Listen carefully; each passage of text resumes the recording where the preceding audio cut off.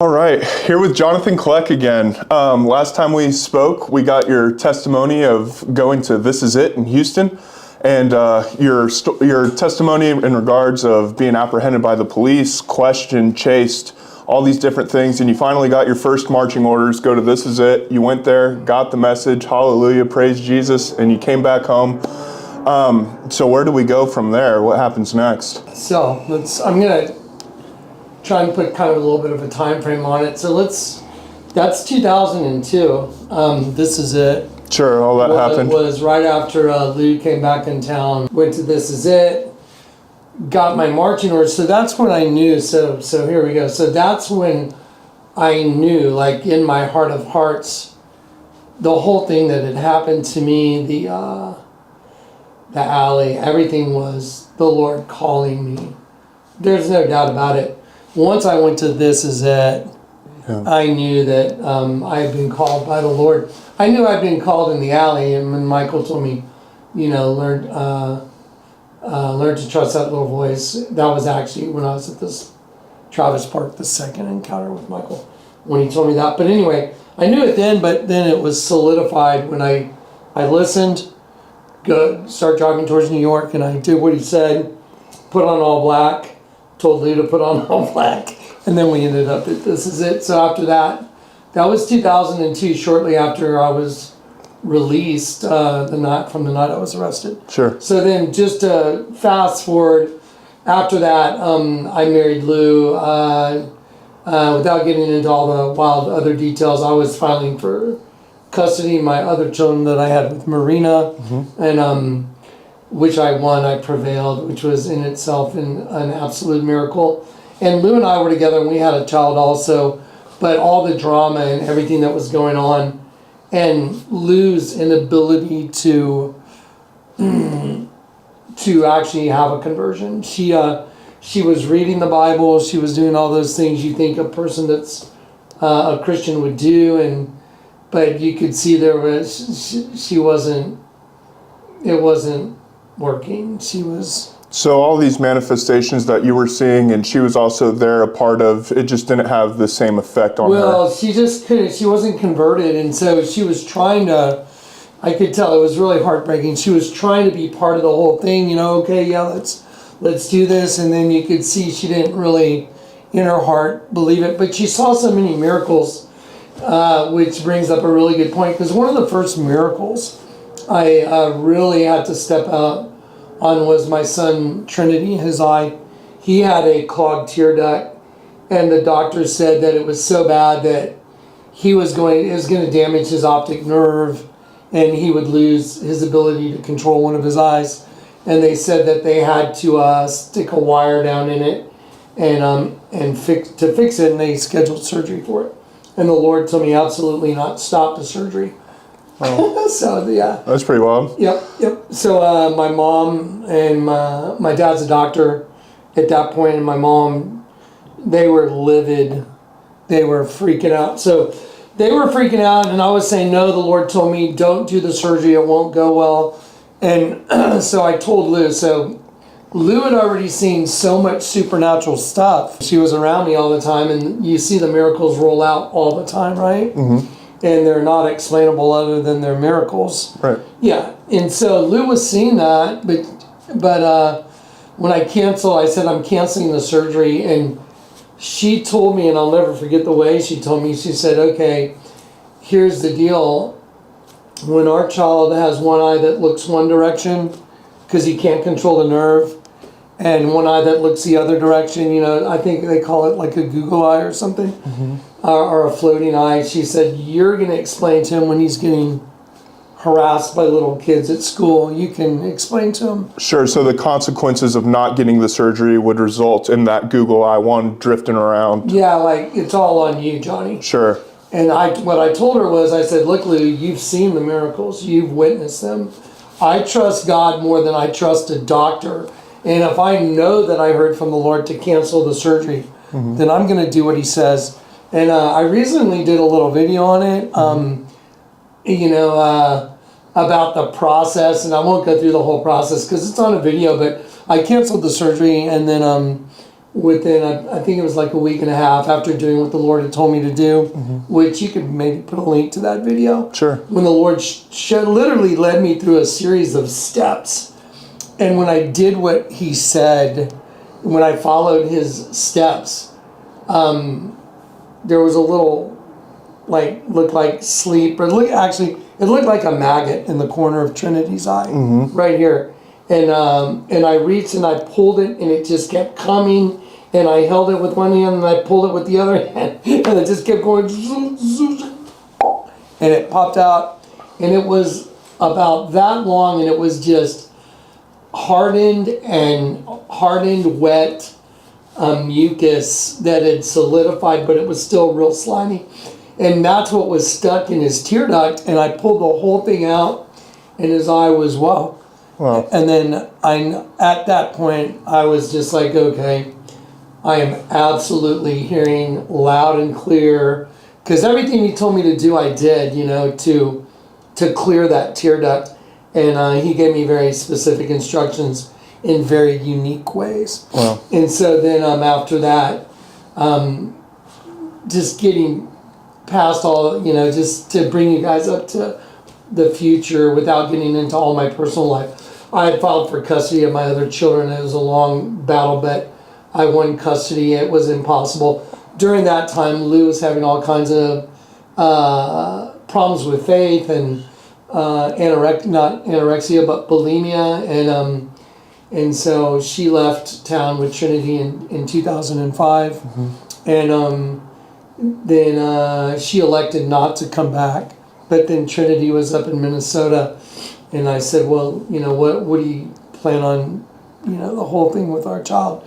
And the Lord told me I needed to get custody of the child, which I already knew because of some things that had happened. So anyway, I filed for custody of Trinity, and I was in court up there, and I didn't have enough money for an attorney in Minnesota. But the way it turned out is I had taken Trinity from Minnesota back to Texas and crossed state lines, and I refused to return him because of what he had told me had happened to him. He was being choked by her boyfriend. Wow. And so I absolutely refused to give him back. And so they filed a writ of habeas corpus, and then they came after me with both guns. They wanted to put me in prison for sure. And at that time, I didn't have money for an attorney because I was so busy fighting for the custody of my children in San Antonio.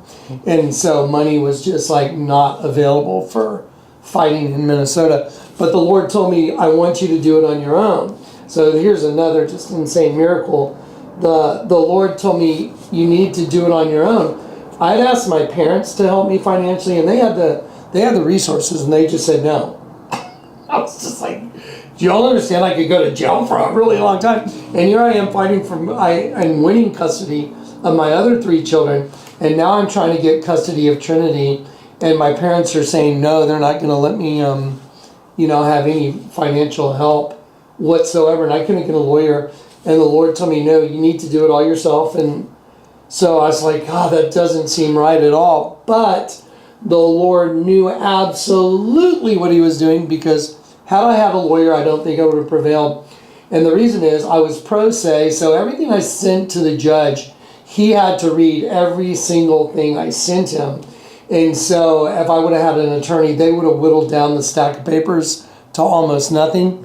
And so I went up there several times for my court case, and like I said, my freedom was at stake big time. And her attorney, George Wetzel, if anyone wants to go look it up, you can go look it all up. It was in Brainerd, Minnesota. And anyway, George Wetzel, that's a family law firm that's generational. And they are a generational family law, and they carry a really big stick in the legal community. And so I was up against one of the number 1 attorneys in Brainerd, yeah. And so anyway, even her attorney, George Wetzel, was saying, you need an attorney, Jonathan. I've got to do what my client says. They want you in jail. And I was like, I'm not going to do it. And this is what I got to do. So anyway, so I went there twice. On the second time to go to trial, the judge, Judge tonight, he's like, okay, are we ready to go to trial? And I said, I'm not ready yet. And so Judge tonight said, look, I'll give you one more extension, and then that's it. We're going to trial no matter what. So the next time you show up here, you're going to trial, and that's it. Yeah. And so I went home and, of course, pleaded my case to the Lord. Like, please. And he showed me exactly what to do, and I filed a huge filing with the courts up there. And I had taken Lou's affidavit, and everywhere she had said something that wasn't true, I went and documented it, bringing documentation and proving and highlighting every aspect that was not true in her affidavit. And that actually became what's called aggravated perjury. And so she was looking at aggravated perjury as a possible outcome if she was to lose. And so once I filed that, Judge tonight sent me a letter back, and I'll quote roughly what she said. She said, Mr. Kleck, I have received your voluminous document. That was the beginning of the paperwork from Judge tonight. He said, I received your voluminous document because it was about this thing. I just stacked everything on I could. I sent it to him. But he believed everything I said, because he said, I've received your voluminous document, although it is not properly before the court, because the legalese wasn't correct. He said it's not properly before the court. And he said, but according to the lease versus lease, or some case law, and he cited some case law. He said, if you follow these procedures and you do it within 30 days of the receipt of this letter from Judge tonight, you may open a new case for custody of your son, Trinity Kleck. And I did not understand at all what it meant. I'm like, what does this even mean? So I went to my attorney here in San Antonio, which was Jeffrey Bernstein. And I said, Jeffrey, I don't understand what this means. And he read and he goes, whatever you did, this judge totally believes you, because he outlined the case law and he showed you exactly what to do, because he believes you. And if he believes you and she committed aggravated perjury, then she's in huge trouble.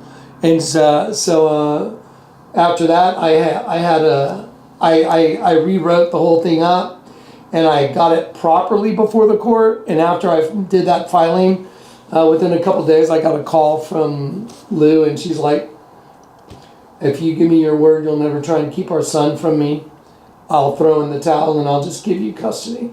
And I said, you have my word. I never even made her pay child support.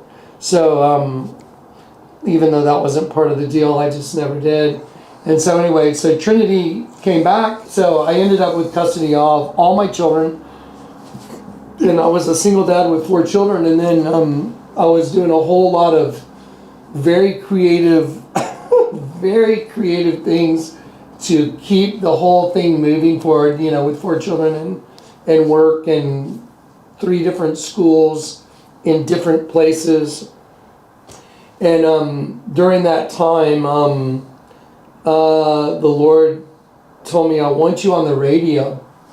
Yeah. And Now, may I ask, how far along after your 2002 testimony, how long does this court proceeding play out, your custody battles, and where are we when the Lord tells you that he wants you on air? Yeah, so it had to be, 2006, maybe. So it's been a few years now. Yeah, so Trinity left in 2005.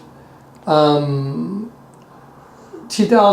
2006, around there, 2006 or 7, is when I ended up with everybody at one place. All my children were with me. I had full custody. I had joint, it's called joint managing conservatorship. I was the primary caregiver for all my children, so I had custody. Sure. They could still see their moms and all that. I didn't have a problem with any of that.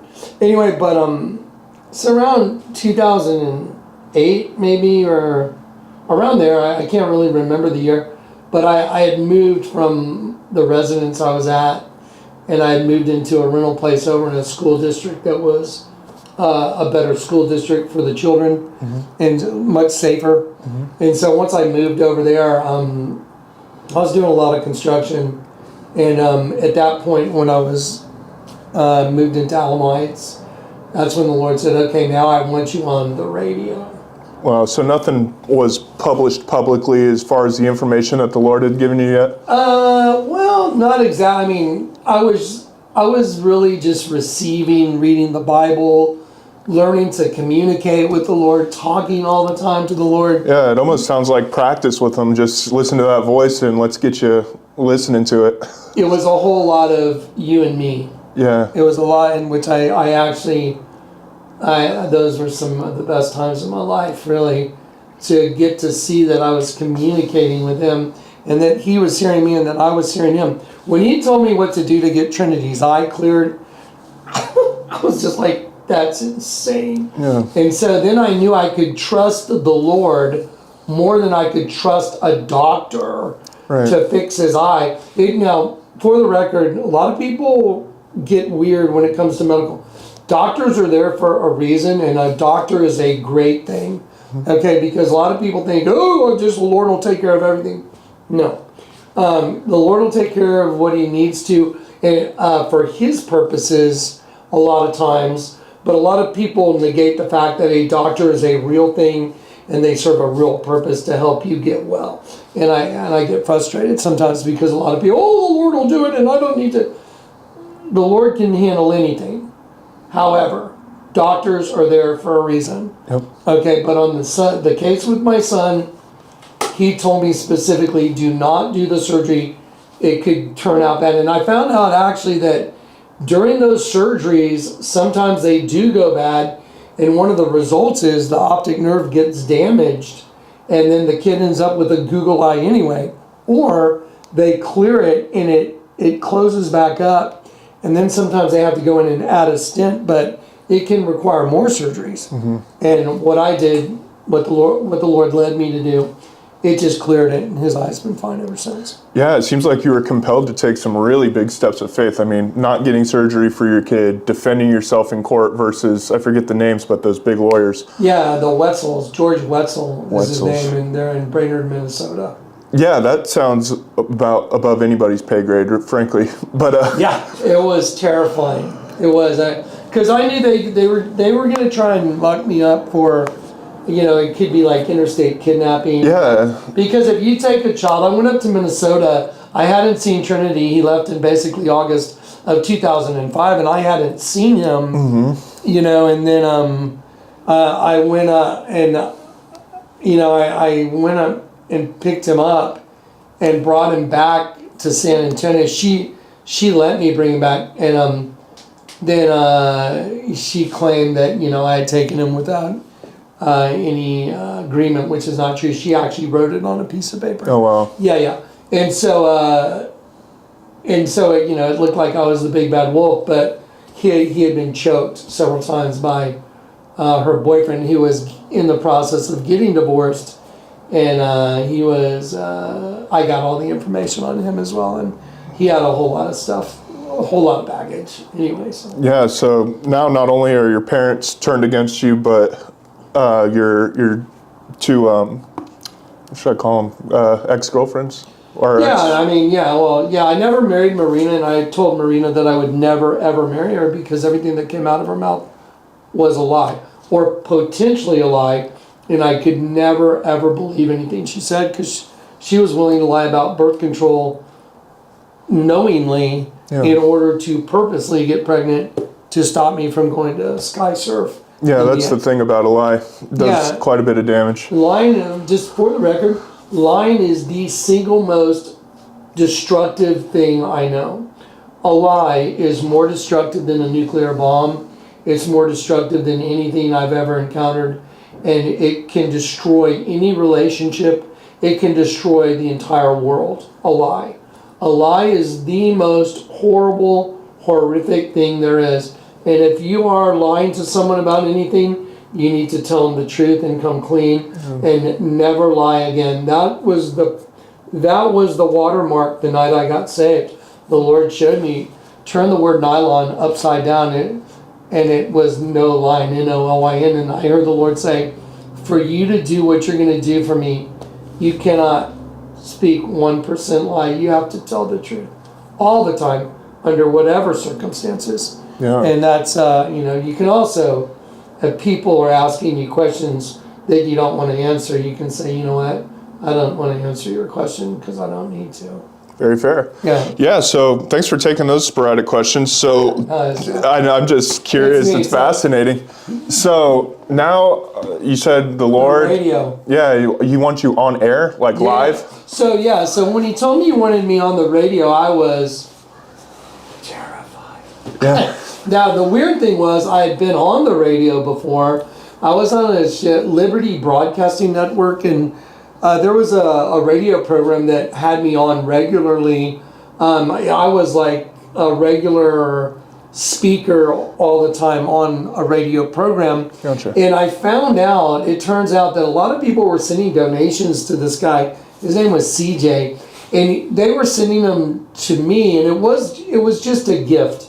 And they were gifting this radio station that was using just me and one other person.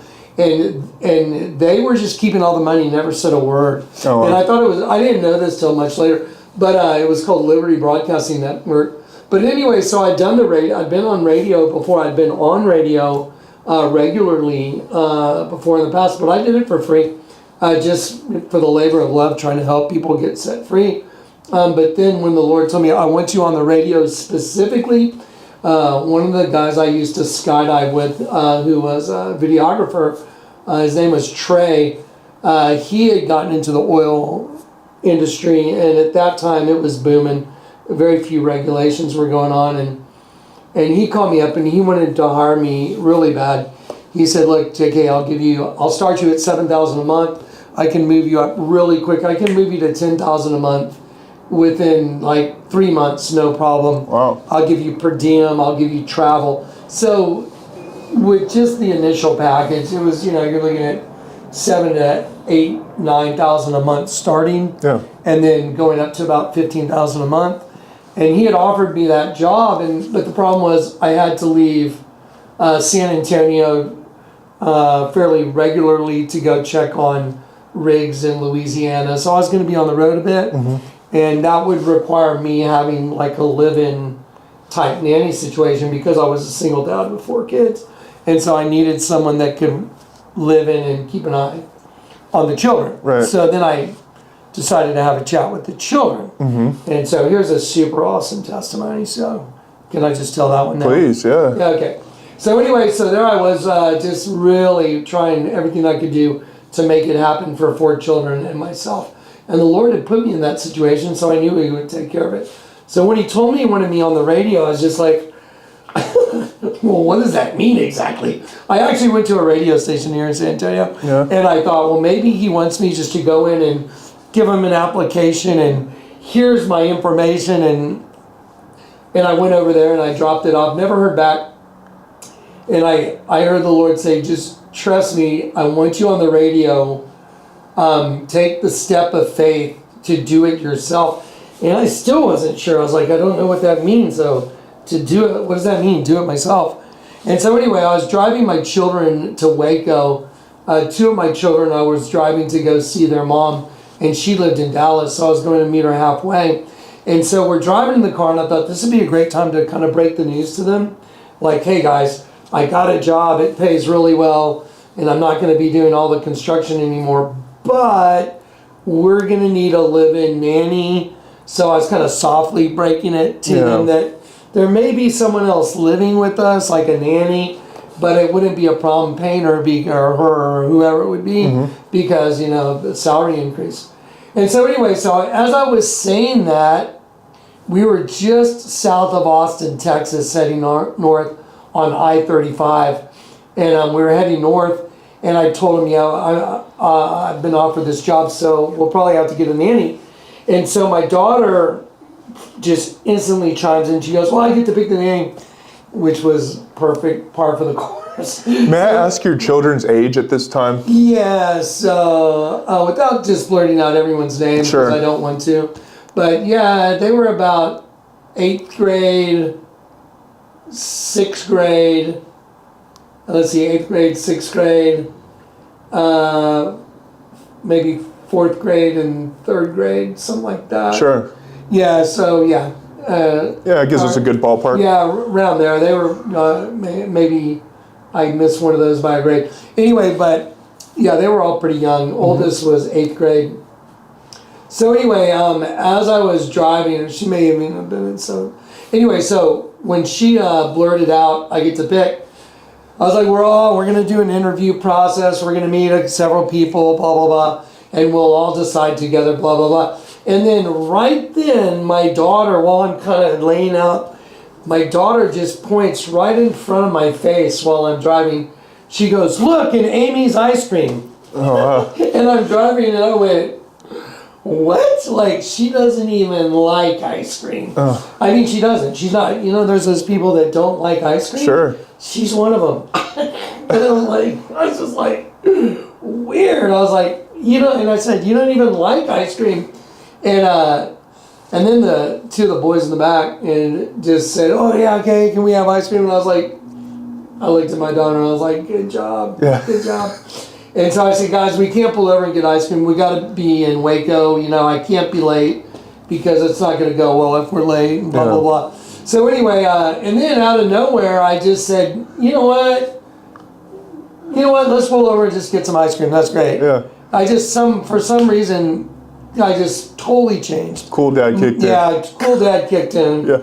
And I was like, "You know what? That's cool." So we're driving, and I'll never forget. I was like, "Man, there's no exit. There's no exit. There's no," because I'm looking at the distance driving north to have to get off and go back and go south, and I don't want to go too far back because of the road trip that we're on.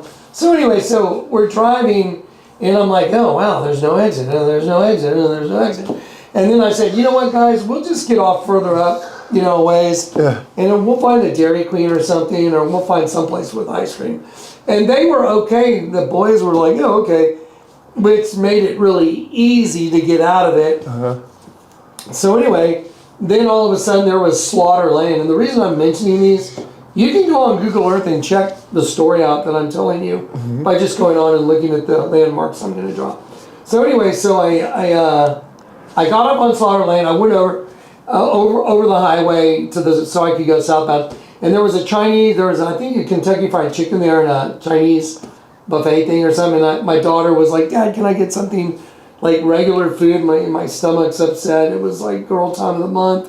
She had just begun that, and I was like, "Yeah." So I was like, I gotta get my daughter for sure some food because she had started her period, whatever, and she was using it as a way. I need to get something. Some real food right now. Man, it's serious. I was like, okay. So anyway, I'm like, okay. And so I kind of made a joke about, I think it was either Kentucky Fried Chicken or Church's. And then as I went over the highway and turned left on the access road, there was a Johnny Carino's Italian food. And Johnny Carino's is I think maybe a nationwide sit down, eat Italian food dinner type place. And it was afternoon. It was midday-ish. Anyway, and so she goes, "Dad, can I have Johnny Carino's?"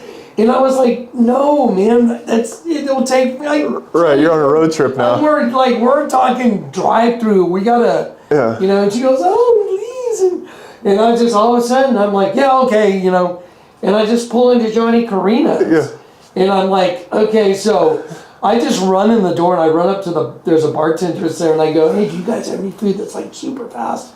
And the girl goes, "Yeah, angel hair pasta." I'll never forget it because it was just weird. It was like, okay. And she goes, "Yeah, it only takes a couple of minutes." I'm like, "Okay, I'll take that. Let me pay you right now." I paid her. She was out in 5 minutes with angel hair pasta. I go, "Say, here you go, give it to my daughter." And then I'm backing out and I'm going around the building. And that means I got to take a left and then I got to take a right to get on the access road again. And as I look to my right, there is an Amy's ice cream. A new Amy's ice cream. Well, I had no idea it was an Amy's ice cream. And Amy's ice cream are few and far between. I only know of the one in San Antonio, and I only knew that there was the one, that was by the theater on 35. So anyway, so when I'm pulling up to try and get on that access road, and I looked directly at an Amy's ice cream, I went, "Oh my God, there's an Amy's ice cream right there." And right that moment, I heard the Lord say, Jonathan, go to this Amy's Ice Cream. Go to this Amy's Ice Cream. I have a message for you. And so I'm sitting there and I got the children and I'm like, and I look at the kids and I go, this is so crazy, guys. But I hear the Lord saying, go to this Amy's Ice Cream, that he's got a message for me. Go to this Amy's Ice Cream. And my children started going, ooh, doo, doo, doo, doo, doo, doo, doo. Kind of making fun of you a little bit. They were making fun of me for sure. And I go, no. I said, the Lord said, go to this Amy's Ice Cream. I have a message for you. And so I was like, I'm going here. So I pull over and we get out and we're walking up to the front door. And in the front window, there's a big neon sign and it says, on air. Oh, wow. Like a radio station. Well, the last thing out of my mouth, you know, when I said, hey, we're going to have to get a nanny because the Lord wants me on the radio. And then my daughter goes, look at Amy's Ice Cream. I'm like, what? You don't even like ice cream. Yeah. What the heck? Next thing you know, I'm in another Amy's Ice Cream that says on air in huge neon letters. And I was thinking, you know, if the Lord's trying to tell you something and he puts it in giant neon letters and you miss it, you're not doing very well. So you saw the sign. Yeah, I was like, ah. And I was like, oh my God. And so anyway, I made two of my boys stand there and I took some pictures of them. I'll just give you the pics. And yeah, great. I was going to show them to you on my old phone. But anyway, yeah, they stood right there and I took a couple pictures. Now, here's the crazy part. So we go in and they go up and they give their order. And then I look at the person that took the order and I said, hey, let me ask you a question. This is really weird because, I mean, Amy's Ice Creams are few and far between. Is there another Amy's Ice Cream down the highway? I thought we saw one. And she goes, oh, yeah, we have another one down by the theater. And I went, oh, really? And I go, and she goes, yeah, we rented that space to eliminate competition within the demographics. Mm-hmm. So we leased the one by the theater and we have one there and we have this one. And I was like, oh, so there is one further down. I haven't lost my mind. And she goes, oh, yeah. And I said, well, let me ask you this question. Does it have a neon sign in the window? Does it say on air like this one? And she goes, oh, no. That one just says open. Oh, wow. So the on-air sign was only at the one you went to? Only at the one I went to. And I was like... The one that you ended up there accidentally. Yes, because I went to Johnny Carino's. Right. Had I not gone to Johnny Carino's and gone inside and then gone behind the building to get out of the parking lot and look to the right so I could make a left, I never would have seen it. And I looked literally directly at it. And I was like, okay, that's insane. And then when there was an on-air sign in the window, I had to, no matter what, take the step of faith and do what the Lord said. He's like, I want you on the radio. I need you on the radio. So I came back to San Antonio and I had a friend that, you know, he was like a YouTube guy. And I said, hey, do you know how to do a radio, and he had started doing his own thing on what's called Blog Talk. And so I started a Blog Talk radio program, and that was it, man. It took off. I mean, I did, I think, 2 hours a night, 3 nights a week, and it was like the 2 hours went by so fast. It was just absolutely insane. We had so many miracles on the radio. Can I just tell the please. The first miracle? So the Lord told me you have to name. So Clay, Daly, had come down to help me with the first like DVD I was going to do, and he learned all this stuff on the fly. Anyway, Clay had come down, and the Lord told me you have to name your program. This is it. 4, 3, 2, 1. Before the fire. And I was like, this is it, 4, 3, 2, 1. Before the fire. You have to name your program that. Wow.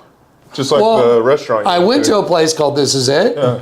And I was like, well, that's cool. And then 4, 3, 2, 1 is a countdown. And then before the fire, because the night I got saved, I knew there was a fire coming to destroy everything. And it's just like I knew, it was instilled in me. So anyway, I was like, oh, okay. And so that's what I did. And the very first night that I did the very first show, and this is all findable, it's all part in the Kleck files.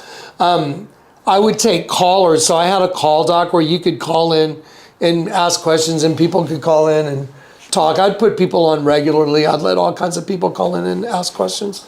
So anyway, so the very first show, the very first night, my call doc exploded, and I was like, because all these numbers were just going, one section of my screen was just going. And this is the first time? The very first show. So you're getting all these new calls. And I don't even know how to really do the whole thing yet. I don't even know how to handle all the equipment yet. I'm like, and my call doc is just going, bing, bing, bing, bing, bing, bing, just rolling. And then all of a sudden I hear the Lord say, someone is going to get saved right now. Someone's calling in right now. Tell the audience. And I said, oh, guys, this is crazy that I hear the Lord saying right now, someone's calling, someone's going to get saved right now. I hear the Lord saying someone's calling in to get saved, to give their life to Christ right now. And, so anyone could have heard that and said, oh, I'm going to be that person or whatever, right? Mm-hmm. And I'm like, well, which phone do I pick up? Right. And they're just rolling. And so there was this one phone number that looked really different. Mm-hmm. And that's the one. So I'm like, you want me to get that one? Pick the one that looks really different. It was coming from overseas. Well, I think the program was like at 8 o'clock at night. And apparently it was coming from England. And I picked it up, and the lady's name was, I'm like, hello, okay, hey, welcome to This Is It. And I said, who am I speaking with? And she said, she was British, and she said, this is Yvonne Orr. And I was like, oh, well, and she was just like, oh, I just heard it was that I wanted to give my life to Jesus. And it's just, I can't, she was just like pouring it out. So I prayed with her, and she, she just laid it out there, and she's like, yeah, I'm accepting Jesus right now. And the Lord told me to look up the meaning of her last name. Mm-hmm. And the meaning of her last name is fire, or like the fire within you, and before the fire. So wow. I was just like, that's insane. Yeah, so the very first caller, her name was Yvonne Orr, and she got saved. So just as you had previously heard, someone's going to call in and give their life to Christ, and that's immediately what happened, the first call? Yes. The very first call was someone giving their life to Christ. And those calls, after doing it, I don't remember how long. I think I did it for several years. Those calls, those were kind of few and far between, where someone would just call in and say, I want to accept Christ right now. I mean, it wasn't like we had altar calls or anything. Sure. I mean, I would encourage people, if anyone, wanted to profess Christ, then you should do it. But the very first caller, and her name was Yvonne Orr, fire. Mm-hmm. I was like, okay, that's the Lord. So then I knew I was doing what the Lord wanted me to do. And so, so it was very successful, and we had a really good time. It was very supernatural all the time. Yeah. Can I ask you, what did a typical question sound like, or a typical call answer? Yeah, a lot of times people would call up and just have questions, about biblical questions, and sure. I would answer them to the best of my ability. Or sometimes people just wanted to call and say, hey, this is what happened to me, and kind of just connect. A lot of people wanted to be on the radio to connect with others because they felt isolated, especially the people that were able to receive the information that the Lord's given me. We had a parallel platform called Justin TV. So while I was running the radio program, you could open another window, and on that window, you could access all my show notes. Like, I document everything. I document the information the Lord gives me, the images He gives me, the understanding of a scripture that He gives me. I document that stuff. It's a whole lot of stuff. And so I document all the time what the Lord's showing me, what he's revealing to me, the revelations that he gives me, and I put them in folders. So during the radio, it was always live. It was always a live program, and there was Justin TV. So you could go and I could say, hey, you know what? I could say, we're going to go to this folder, and it would be on a screen, and I could show you a picture.